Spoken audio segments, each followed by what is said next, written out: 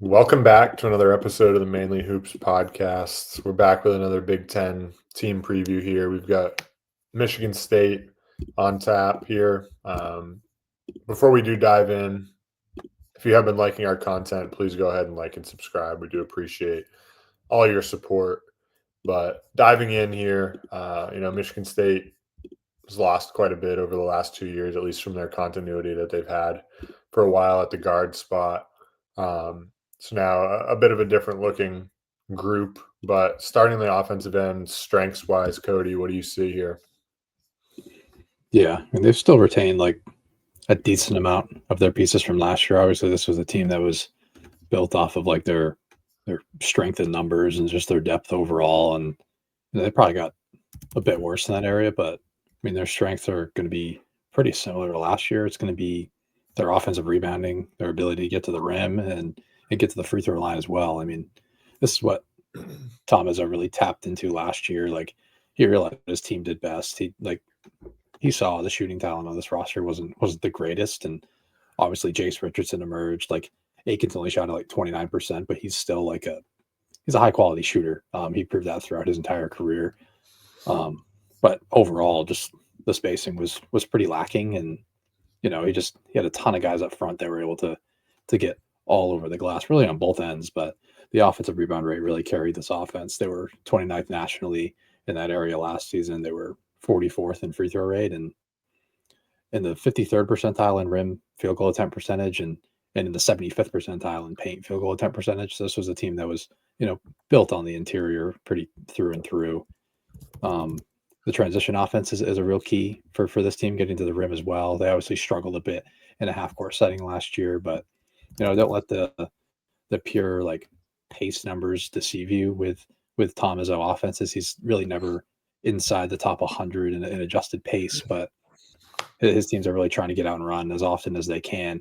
And I think they're going to have to a little bit more this year, just because I think the half court offense could turn into a concern again. Like it's going to be led by Jeremy Fears, who super quick guard that obviously loves to live in transition. He's much better suited for that style. And then you have a guy like Divine Ukachukwu coming from Miami, who would much rather get out in transition as well. He's not really a great shooter. He's an upside piece for this roster, I think, to say the least. I think he has some talent on the ball as well. And then obviously a guy like Cohen Carr, who's just a freak athlete, probably going to start at the 3 this season. Will play a lot of 4 as well, but their ability to get out in transition will be a plus quality for Izzo this year. Yeah, I mean, to me, that was really the first thing that kind of stood out was the transition attack's going to have to be strong, because I don't really see a ton of efficiency in the half court. I don't really know, with Fears in particular, he's not efficient at all, and he turns it over at a pretty high clip. 24% turnover rate last year, 23.5 for his career now. Not an efficient shooter, scorer. Obviously, like you mentioned, Cohen Carr loves to get out in transition. Chances are we'll see plenty of highlight plays from him. But I think, like you're right, in the half court, they're going to have to live on the offensive glass, because there are some concerns like with the half court unit, and I think it starts with the shooting. There's not a ton of like high level shooters. I think the freshmen appear to have some upside here as shooters, like Cam Ward, the freshman, then Jordan Scott. I think they both have the ability to knock some shots down as catch and shoot options. We'll see kind of how it translates, but based on tape from AAU high school circuits, it looks like that could be a strength of theirs. They're going to need it, because I think like at the guard spot, the shooting isn't fantastic. Fears isn't good. Like you said, Ugochukwu, not a good shooter. They have a guy like Trey Fort, who's like 38%. We'll see kind of what his role looks like. Jackson Kohler, low volume, 37% 3-point shooter. I just don't think there are a ton of weapons from behind the arc for this team. Kind of similar to our concerns with them last year. And then my other concern is also the ball security, the turnover rate of both guys who should have the ball in their hands at the guard spot in Jeremy Fears and Ugachukwu, both over 23.5% turnover rate guys. So that's a bit of a concern where, with this team in particular, because Michigan State in years past has had kind of like a depth of guards. This year, I think it's a little bit different where they don't have a ton of like on ball guys. Fears is a lot's going to fall on his plate.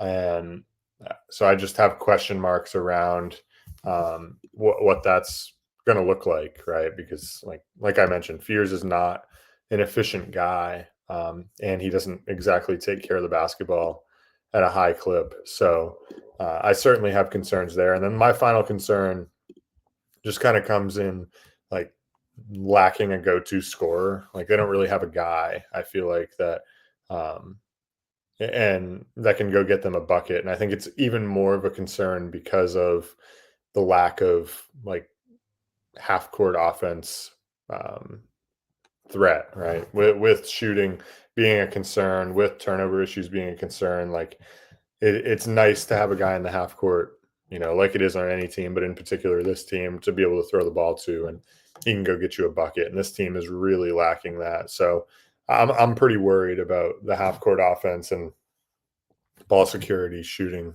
overall. Yeah, and like the Caleb Glenn injury kind of blindsided this team a little bit. I think he would have been really important as like a connector, could play the 3 or the 4, could provide some off-ball shooting for this team, and a little bit of creation in his game as well. I think he would have been able to do a lot of things. Ultimately would have been my X factor when we get to that a little bit later. But yeah, I mean all those points are valid, and this is a team that struggled a bit with half court creation last year, and you had a guy like Jace Richardson who turned into a first round draft pick and was one of my favorite players to watch in the country last year. So you didn't really replace it. I do think I'll talk a little bit more about the guys that I think have a chance to provide more floor spacing. You mentioned Ward and Scott. Not completely sure what those roles are going to look like. With like they're more wings, which I think is something that this team probably needs. But I think we're going to see a lot of Cohen Carr, a lot of 3 big lineups, just because I think Izzo's going to completely tap into his team's rebounding ability, particularly on the offensive glass. But I think Trey Fort is a plus shooter at the power conference level. He spent some time at Mississippi State, didn't have a ton of success before he got hurt, but I'm a believer in the talent. He had a nice year at Samford last year, and I think his ability is something that can absolutely translate. Mostly off ball catch and shoot, a little bit of movement shooting. There's some secondary creation in his game that I think ultimately gets him into the starting lineup to start the season. I think Fears and Trey Fort will make up the backcourt. And then you have a guy like Kerr Tang who didn't see a lot of time, and in the small sample size didn't shoot it well. But I am a little bit more of a believer in the shooting talent than his 22% number implies. I don't even think I think he took like 18 threes or something like that. So I'm not going to take that into account. I think he's more of a more stationary catch and shoot, a little bit on the move, but ultimately he's a better talent than that number entails. And I think he's going to play more of a role.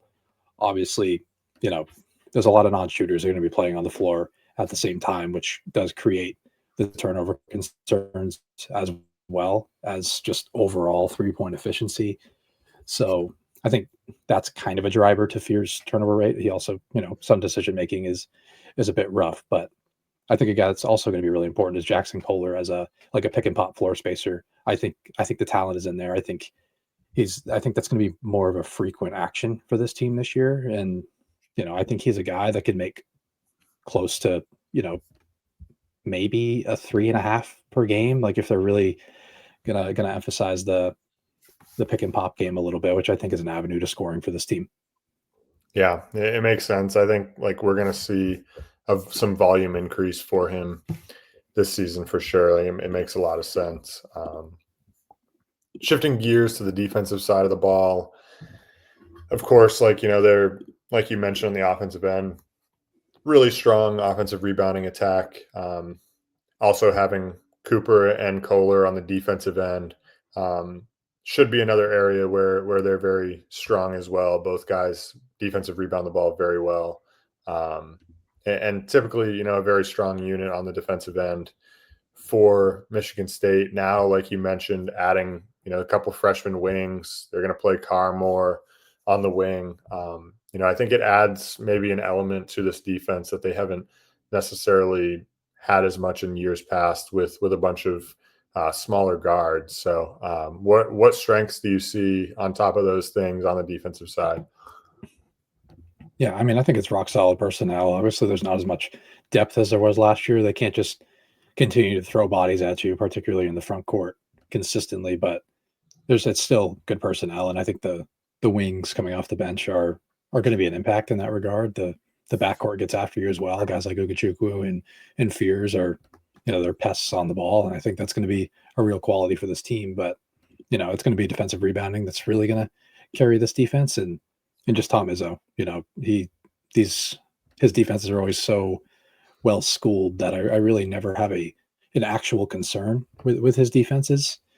But I mean, yeah, this team they were ninth nationally in defensive rebound rate last season, and I think they should be close to that number again. With the starting personnel, Cooper and Kohler were both over 23% in defensive rebound rate last year. Carr will be I think he's going to be especially important to this defense for his versatility, his weak side rim protection at the 3 and his ability to get on the glass, defend inside and out. I think is going to be important. And like I mentioned, Fears, Tang, Ugachukwu rounds out a pretty good defense across the board. Had a number on Izzo's defense. They're always good in effective field goal percentage and the defensive rebound categories, which is, and people like to talk about how lucky last year's defense was from a 3-point defense perspective, which I think they probably were. I mean, they finished second nationally in 3-point percentage defense, but his defenses are so well schooled and really never out of position that I think, and I went back and looked, and his 3-point defenses have always been very good. I don't think they've ever gotten to second nationally, but I just think his teams cover all the bases, and they're never really going to be like a horrific defense in this category. Like Sparty, they've been inside the top 100 in 3-point defense every year since 2019, and inside the top 100 in effective field goal percentage allowed in all but 1 year since 2008. So I don't really consider last year to be like a major fluke or an anomaly. Like this is something that this defense is always going to be able to do. Like they value transition defense, and it's a defense that I'd never really see get out of position. So I think it's going to be a really good unit once again. Yeah, no, I think so. And I think I think they have some more versatility on the wings this year. I think it'll be interesting to see the roles that maybe these freshmen play on the wings. They're 6'7", 6'7". You got Cohen Carr, obviously at 6'6", freak athlete. So I think the wings could be a little bit more interesting this year because typically, like last year, they finished in the bottom 100 in turnovers forced per game. I think maybe you could see that number take a little bit of an increase this year. We'll see. I think with Fears, he's a bit of a pest on the ball. You mentioned Ugachukwu. He is as well. So we'll see kind of how that transpires, particularly with the freshmen and their ability. But for me, really one concern that I had jotted down was just the front court depth overall. They have Kohler and Cooper, who are both great on the defensive glass. But they're used to having, like you mentioned, multiple bodies to throw in there if guys get in foul trouble. For this year, it looks a lot different, right? It's those two, and then not a ton of certainty behind them, right? And Carson Cooper's been a guy for his whole career now for 3 years that has struggled at times with foul trouble. Averages 4.9 fouls per 40 last year at 5.2. Kohler does a great job of playing without fouling. He was 3.5 fouls per 40 last year. So I expect he'll be fine, but Carson Cooper, I think is really key to staying on the floor because, like I said, there's not a ton behind him, and he's really important to their offensive attack in terms of offensive rebounding. He's really important to their defensive attack in helping Kohler to kind of clean the glass. They have Carr to help out there, but Kohler is a great rebounder. Last year playing half a game averaged, or sorry, not Kohler, Cooper, playing half a game averaged 5.2 rebounds a game, right? So, pretty solid number there at 17.2 minutes a game. So I do worry a little bit about the front court depth overall because they're used to having more options there to kind of take some pressure off in some of those like more physical Big Ten games. Yeah, I would agree. That's the one like a real issue I had jotted down, but I think Cohen Carr is like his versatility is going to be able to play up. Cooper has 3 fouls, so you can just slide Cohen Carr up to the 4, and then you bring one of those wings into the game and Ward or Scott, and you have yourself like a pretty good front line again.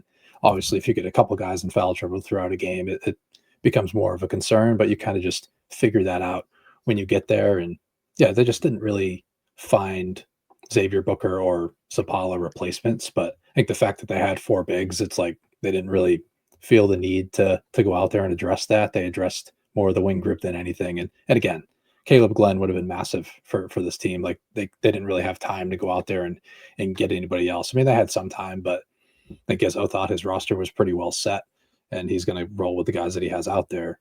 Yeah, I do think overall this is a defense that is going to be a fraction worse than last year.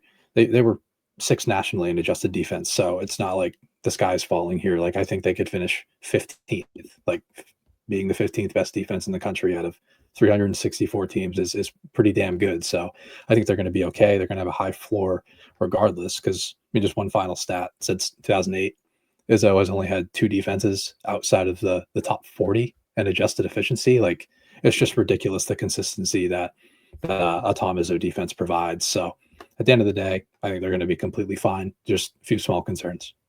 Yeah, definitely. Team MVP and team X factor here for Michigan State. What direction did you go here?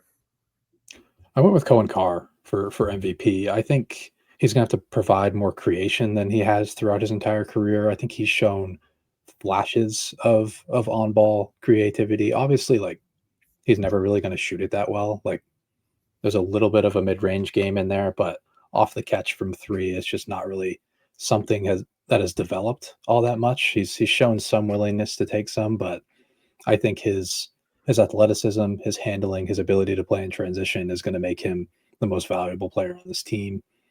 I almost made him the X factor of this team, but ultimately I went with Jackson Kohler.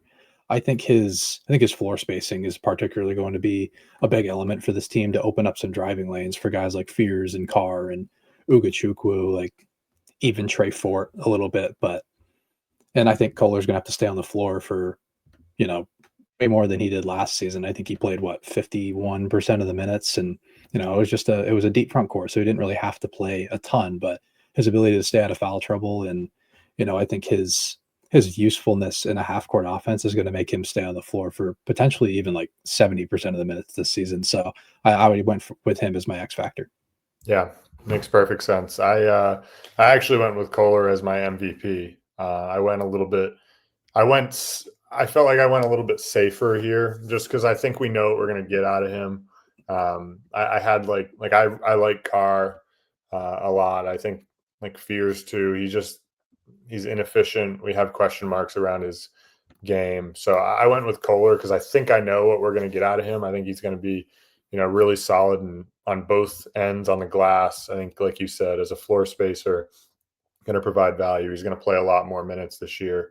And he already averaged like basically 8 and 8 last year in 20 minutes. So I think there's room to grow there for sure.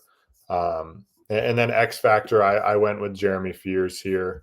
As kind of that lead guard now, can he be a bit more efficient? Can he take care of the basketball? Can he really push their transition attack effectively? I do think he can do the latter. The first 2, I still have some question marks around whether he can take care of the ball at a high level and whether he can make shots in the half court. So those, I think, to me, is what makes him the X factor. Because if he can, I think this offense can be a bit better than we anticipate. Yeah, I mean, I could get behind that. I think there's a lot of players that just need to step up and are Yeah. ultimately going to be swing pieces for this team. You could make a case for Trey Ford. Like he might have to make 100 threes to, really elevate this offense. Like, but ultimately, yeah, I think between I think Carr's is a huge X factor as well. But yeah, like I mentioned, you could just go with a lot of different directions. Yeah. Now to wrap things up, ceiling and floor for Michigan State, and then bold prediction. Yeah, I think the ceiling is a little bit lower this year than it was last year. You don't really have the true on ball star, and you don't really have the depth to just continuously pound teams on the glass for all 40 minutes. It's still a plus quality, but I don't think it's something that you know is going to overwhelm every single team in the nation like it did last season. But I think their ceiling is probably third in the league, and I think they can be a 5 seed going into the tournament. And their floor is going to be super high. The defense is going to be really good again. It's just obviously those offensive concerns. I had them like maybe eighth or ninth in the Big Ten, and potentially sitting on the bubble. This team just kind of reminds me of the past 2 years before last season when they were a 2 seed. I think they can be sitting in that 8-9 game just like they were for a couple of years straight. Yeah. I saw the ceiling floor pretty similarly. I went ceiling at fourth. I think I just don't see like top three upside for this team for this year. I think there's too many question marks. But of course, if guys do step up, that could be a different story. I just think based on my assessment, they're like a fourth best team at best. And then I put their floor at ninth. Like I think they're solid enough. Tom Izzo is obviously who he is as a coach. One of the best to ever do it in the college game. So he'll raise the floor of this team, and they'll be right there. I expect they'll make the tournament again. Whether that's like you mentioned a 5 seed or that's a 9 or 10 seed, we'll see. But I think there is kind of a bigger range of outcomes for this team. But bold prediction wise, I went with a Jackson Kohler stat. I said Jackson Kohler will average a double-double this year.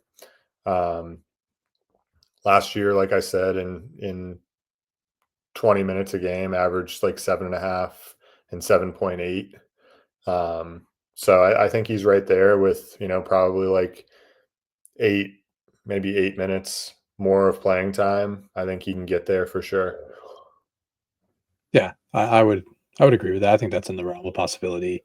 But mine, I actually went with another Kohler stat. I said he's going to make 43s this year. Like I think he can. Like it's in the realm of possibility for him to average one three a game, maybe even a little bit more, just to make the defense honor something out on the perimeter. And it would be huge if he was able to do that out of the front court.